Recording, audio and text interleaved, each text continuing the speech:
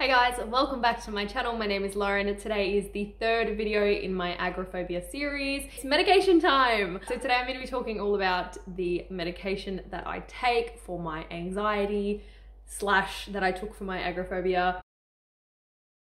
I am not a medical professional. I don't have any kind of expertise in this area besides my own personal experience. And I certainly don't want this to be taken as medical advice because I don't know squat basically about medication. Just remember when watching this video that my experience is going to be different from your experience. Everybody's body is different. Everyone's body reacts differently to different things. The side effects that I experienced or didn't experience might differ for somebody else. And again, I'm not a medical professional, so please don't take anything I'm saying as medical advice. This video is not going to be a breakdown of all the medications that I've tried over the years. If you want to see something more like that, my other medication video that I made years ago, I think kind of goes through my medication history a bit more. In this video, I'm just going to talk about the one medication, which is the one that I'm on. And also, I'm kind of on both sides of the fence with the whole medication thing.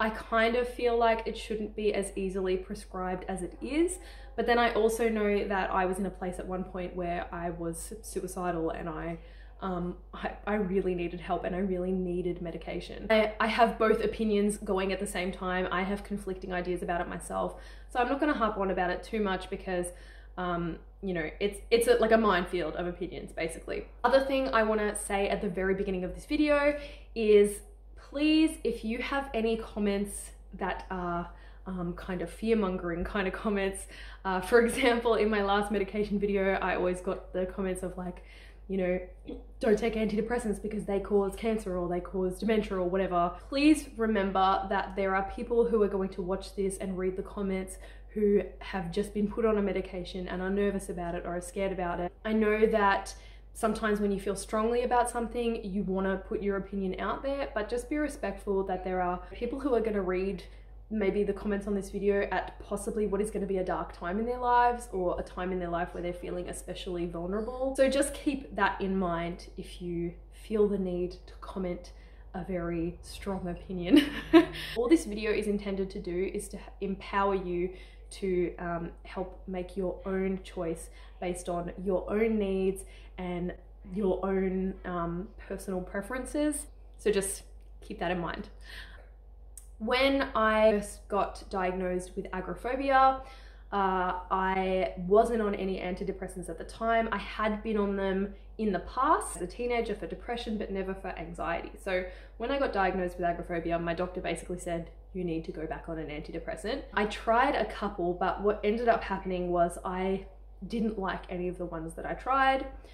They made me feel weird. I just found that they had too many side effects and I didn't like it. And when I was pregnant with Lila, I was in a really, really dark place. And I did, like I said, really need medical help. I needed medication because I wasn't coping on my own. So I got prescribed a couple of different medications. There were only a few that were known to be sort of safe during pregnancy. I was in maybe my late second trimester or even my third trimester, I can't quite remember, but I was late in my pregnancy. So there were a couple that were gonna be safe to use. The list was quite small. So I tried pretty much all of them and I found that the side effects were really unbearable. Like, I remember one of them gave me really bad stomach aches and really bad diarrhea, and you know, I was at a point in my life where I couldn't cope with anything changing in my body because everything was changing. So any small side effect I couldn't cope with. So basically what ended up happening was Luvox, which is the drug I am on now, was the only one left that we hadn't tried that was going to be safe for me to use in the later stages of pregnancy. And when I first got prescribed it, I think it was only a couple of days before I was like, I don't like this one either. I remember what side effects I was experiencing, but I was like, it just makes me feel different and I don't like it and I can't cope. And at that time, because I was in such a bad place, I had a crisis team coming out to my house to visit me every day to check up on me and see how I was coping. And after a couple of days, they were like, how's the Luvox going? And I remember saying to them, I hate it, I want to come off it, it's not working. And pretty much what I was told was you need to suck it up. They were like, this is the last medication that we can give you. You need medication. You've tried all the others. You didn't like them. This one is the last one. You just need to put up with it. And I remember being furious that they told me that.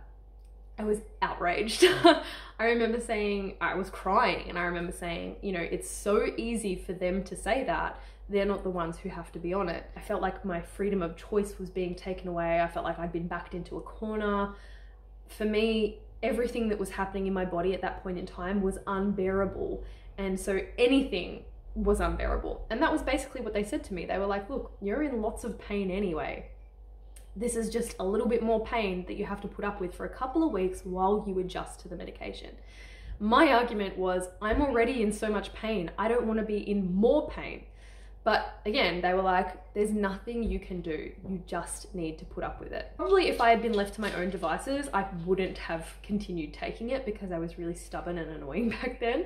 But I remember my boyfriend at the time was like, you need to just take this medication. Please just take it. My parents wanted me to take it. Everyone was like, please just take the advice that you've been given. And you know, because nothing else is working right now. So I continued taking the medication. You know, the rest of my pregnancy progressed. I had my daughter. Fast forward to over 5 years later, I am still taking the same medication. I'm still on the same dose. This is my medication pack right here that I take every night. I'm on 50 milligrams of Luvox or fluvoxamine or Muvox. I think this is a generic version. I'm not fussy about it. I just take whatever they give me at the chemist, honestly. The reason I have continued to take it for this long, even though I've recovered from agoraphobia, is because I'm of the opinion that I don't need to change something that's working for me. I don't know if the medication is doing anything. I don't know if it's working. I don't know if it was the medication that helped me to deal with my panic attacks and my anxiety. Who knows? All I know is that taking this in conjunction with everything else I did, exposure therapy, the mindset, everything else that I've been speaking about, I found a way through. And so I kind of just don't have any desire to mess with it at this point in time. In terms of side effects, because this was always a really big issue for me with other medications in the past, the number one side effect I've always had from medications has been weight gain. I'm not somebody who tends to lose weight when I go on a medication. I tend to always put it on. I didn't experience any of this with Luvox personally. I didn't experience anything like hair loss. I know with other medications in the past, I have had really bad teeth grinding at night. I remember there was a particular medication I was on that I would grind my teeth all night. And then I also felt really jacked up all the time. Like I had so much adrenaline coursing through me, which is not nice when you're somebody who has a lot of adrenaline from your anxiety anyway. But then I also was taking another medication to counteract that, which would calm me down. And it kind of never made sense to me that I was taking this medication to give me all this energy and then this medication to calm me down. I was like, I feel like these are counterintuitive. With this one, I haven't had any teeth grinding. I haven't had any, I mean, I do have whack dreams, but I've had whack dreams my whole life, so I know that's not from the medication. I haven't had any sexual side effects. I've definitely had experiences in the past with antidepressants where they have affected my sex drive. I thought this one was affecting my sex drive, but it turns out that it was actually the pill, because I went off the pill last year and the changes from going off that were phenomenal with every part of my life. Yeah, I kind of blamed this for that, but I'm still on this and it's not this. So that is the only medication I am on besides a Valium prescription that I have had for years. I take Valium very, very, very sparingly. I only take it if I am getting on a plane, and even then I don't take it on every flight that I've been on. I took it when I went to Hong Kong. I took Valium when I went to, I took one on the plane to Tasmania the first time.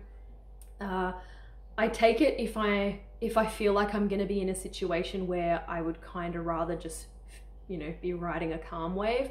But I am very aware with benzos like Valium and Xanax, anything that you take that's gonna instantly calm you down, they're highly addictive, and they also, you kind of, the more you take, the more you need to take, if that makes sense.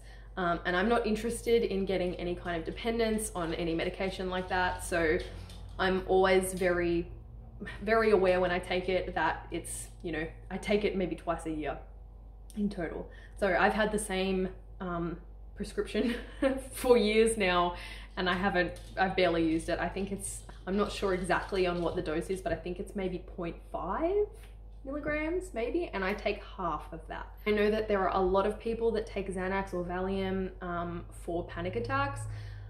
I personally never wanted to get that reliance on it to help me get through a panic attack. I wanted to be able to learn how to get through a panic attack myself. But like I said, I know lots of people who do take them and have success with them. So again, personal experience. The only one I'm on, and Valium's the only other supplementary medication that I'm sometimes on. Do I think that medication is necessary for beating agoraphobia?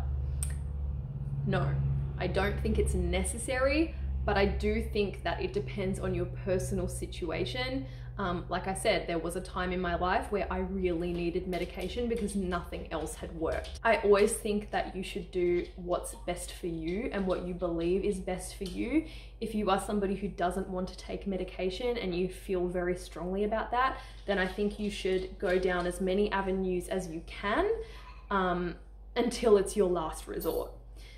If you are somebody who feels like you might benefit from medication, then try it. All you can do is do what works for you, and through trial and error, you're gonna find out what does and what doesn't. All medications are going to have with them some side effects. And I know for people with agoraphobia, generally agoraphobics have panic disorder as well. They don't have to, but a lot of the time they do. And so a lot of agoraphobics are very over aware of what's happening in their body, and they latch onto that. I know for me, with my agoraphobia, you guys know that I always had that sensation of needing to go to the toilet. I was always very aware what was happening in my gut. Because of my IBS, I didn't like anything to trigger those sensations. Hello, Charlie. So there are always going to be some side effects. Some of them are gonna suck. Different medications are going to have different side effects. I'm sure you guys know all of this. I think the point I'm trying to make is that sometimes some side effects might outweigh the negatives, might outweigh the positives, and sometimes the positives might outweigh the negatives. I really think that the key way of getting over agoraphobia specifically is exposure therapy. I've said this in every single one of my agoraphobia videos so far. Exposure therapy is the thing that is going to get you out of it. A medication is not going to teach your brain not to be scared of going outside. The only way you are going to learn not to be scared of that is by going outside and proving to yourself that it is not scary. Somebody that has tried many different medications, finding that all the medications affect you in some way that you don't like, but you're running out of options. I think at some point what my crisis team said to me applies. There has got to be a point where you need to put up with a certain degree of changes. If you are going to take medication, you have to expect that medications are going to mess with your body in some way. You are probably going to feel a little bit different, especially in that adjustment period. You know, the first couple of weeks where your body is getting used to a medication. You're going to feel different. And I know if you are somebody with anxiety and agoraphobia and panic disorder, you don't like feeling different. It triggers you and it sets you off. But it's one of those things where you just have to put up with it for a while in order to see how you are actually going to react to it. Because like I said, when I first started Luvox, I didn't like it, and I was like, this is making me feel weird. It's got weird side effects. I can't even remember what those side effects were, but I felt them and I didn't like them. Whereas now, I have no issues with this whatsoever. It doesn't do anything to me. I feel like I'm basically chewing a sugar tablet. It does nothing. I'm sorry there's so much going on right now. It's the afternoon and it's like everyone's getting a bit crazy. One thing I do want to point out with medication is that, again, I've already said this, but it's very personal. So I think the most damaging thing you can do when you are put on a new medication is Googling it and looking it up. I always used to do this with every medication I went on. I would go to this website that had drug reviews and I would read what everyone said, and it would drive me mental. Do not do that. Try it yourself. See if it works for you. Don't go by what anybody else says. Just see how you respond to it, because everybody is different. And the last thing I want to say about medication is there should be no shame in your medication game. Please don't let anyone make you feel like you are not doing the right thing. If you've decided that medication is something that you need to take, don't let anyone tell you that you shouldn't be taking it. You do what's best for you. And if you need to take a medication, if you want to take a medication, if you feel like you're going to benefit from a medication, take it. Do what is right for you. If you have any questions about the Agoraphobia series, please leave them down below. If there are any videos that you would like to see next in this series, please let me know. I hope you're all having a really, really great day. Sending you all heaps and heaps of love. I just finished filming and I'm eating some hummus and I was just reflecting on what I said in the video, and I realized when I said the question of, do I think medication is imperative for overcoming agoraphobia, I said no, I don't. But you could argue that I have only ever overcome agoraphobia while I've been on medication, so how could I say that? So I just wanted to add, I personally think that medication for agoraphobia specifically should be given as a, it shouldn't be the first thing given. A lot of the time when people go to a doctor and say, you know, I'm having trouble with panic attacks or whatever, the doctors are very quick, in my experience, to be like, okay, here's an antidepressant. What I wish I had been prescribed as a first point of call was start taking this specific yoga class, start going to this meditation class. You know, I wish I had been prescribed things that helped me deal with my emotional pain in helpful ways moving forward, rather than just giving me a pill. That is where that opinion is coming from. I do personally think that the only way to beat agoraphobia is to face the things that scare you, but I can never be certain that Luvox didn't help me to do that. Basically, the point I'm getting at is, if you have agoraphobia and you haven't yet tried medication and you're wondering whether medication is going to be the difference, it may well be for you. It may well give you enough breathing space in your head. You know, if you are somebody who is really struggling to cope, it may give you enough mental space and stability to be able to start doing exposure sessions. But I guess the point I was trying to make was that I don't think medication should be viewed as the only thing that you need to beat agoraphobia. And if you are somebody who is against taking medication and you don't feel like you should have to take it to beat agoraphobia, then I don't think you need to. I think everybody should do what is in their own best interests and what they believe is right for them. So if you have agoraphobia and you don't want to take medication and you don't feel like you should, then don't. You don't need it to beat it, in my opinion. But also, if you have agoraphobia and you want to try medication and you're hoping it will help you, try it and see how you go. All you can do when it comes to things like this is try and see how your body and your mind responds. So yeah, I just wanted to add that.